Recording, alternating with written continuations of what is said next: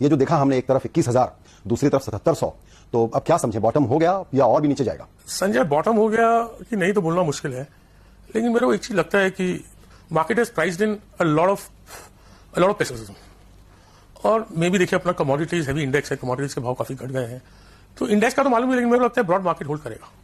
और मेरे को दूसरी चीज लगती है कि हिंदुस्तान के तरफ दो चार बहुत बड़े, मैंने जब फेवरेबल फैक्टर्स आ गए हैं, और मैंने जब 2007 सितंबर, अक्टूबर, नवंबर में प्रेजेंटेशन किया, लोगों को बताया कि भाई मुझे लगता है कि बहुत ज्यादा तेजी हो गई और बाजार घटेगा, तो और मुझे लगता था कि दुनिया के बाजार घटेंगे, तो मुझे पहले लगता था कि फर्स्ट लेग में India, I actually presented in first leg India will join the party, in the second leg India will differentiate. And I thought India will differentiate क्योंकि हिंदुस्तान कमोडिटीज का बहुत बड़ा कंज्यूमर है और इंपोर्टर है, तो मुझे लगता था कि दुनिया में जब भाव वर्ल्ड स्लो करेगा तो कमोडिटी के भाव घटेंगे और इंटरेस्ट रेट घटेंगे। ये आपने ठीक कहा, जब कमोडिटी के सारे भाव गिर रहे हैं तो ये हमारे लिए तो बहुत अच्छा है, फिर भी बाजार इतना पेसिमिस्ट क्यों है?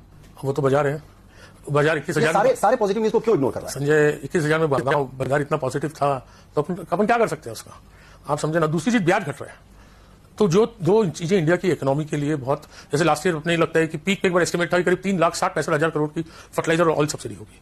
मेरे को लगता है नेक्स्ट ईयर अपने को 20-25,000 करोड़ से ज्यादा की सब्सिडी नहीं चाहिए if commodity price stay at this levels, right. Another thing I also think is that there will be a big reduction in product prices in India, and that will spur demand. Having said that, I feel there is great जो western world है वहां पे अभी भी बहुत great uncertainty है। मेरे को नहीं लगता है कि अमेरिका ने जो भी 2007 में कंज्यूम किया, मेरा जो पर्सनल फीलिंग है, वो अब शायद साल, 2 साल, 3 साल तक वो कंजम्पशन आए वापस। मेरे को लगता है वेस्टर्न वर्ल्ड का recession is going to be deeper than people think and longer. उसके बजाय मुझे लगता है कि Hindustan with this favourable factors, I think we will outperform. तो अभी भी आपने बिल्कुल ये अच्छी बातें बताई, इसका थोड़ा इलैबोरेशन मैं आपसे बाद में चाहूंगा, लेकिन अभी अब जनवरी के जैसे रिजल्ट आने वाले हैं, क्वार्टरली रिजल्ट, उसके बारे में भी जनरल सेंटीमेंट ये बना हुआ है कि ये रिजल्ट खराब आएंगे, तो बाजार किन चीजों पर नजर रखेगा जिससे कि ये ठीक हो, क्योंकि ये सारे न्यूज को तो डिस्काउंट कर रहा है। But Sanjay, what the market knows is already discounted ना।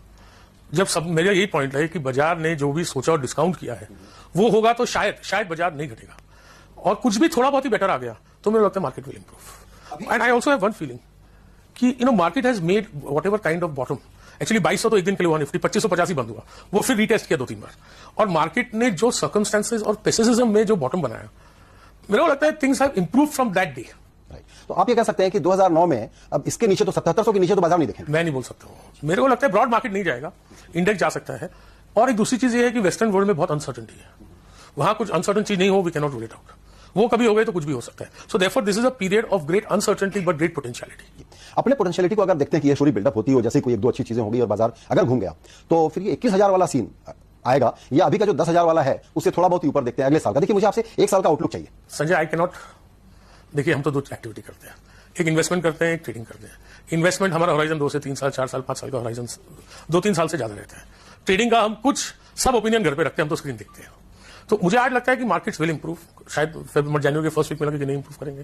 तो मैं अपने को, हमारा और मेरे जिंदगी में ना कोई प्राइस में, ना कोई परचेज में कभी टारगेट नहीं रहता। कैसे मालूम अपने को, हम तो स्क्रीन देखते हैं, the screen talks to you. ठीक है राकेश जी, आपने एक बहुत अच्छी बात कही अभी कि 2-3 साल का इन्वेस्टमेंट का होराइजन देखते हैं। पिछले पूरे साल में हम लोग ये बोलते रहे कि लॉन्ग टर्म इन्वेस्टमेंट की फिलोसफी अपनाइए। जिन्होंने लॉन्ग टर्म की फिलोसफी अपनाई वो सब घाटे में, जो ट्रेड करके बाजार से निकल गए वो सुखी हैं। सिर्फ 2009 के लिए ट्रेडिंग बेटर स्ट्रेटजी नहीं होगी क्या? I don't think so, because मेरे को लगता है कि संजय, मेरे को लगता है now is the time to buy the riskiest assets, because this is the time where available at the cheapest price.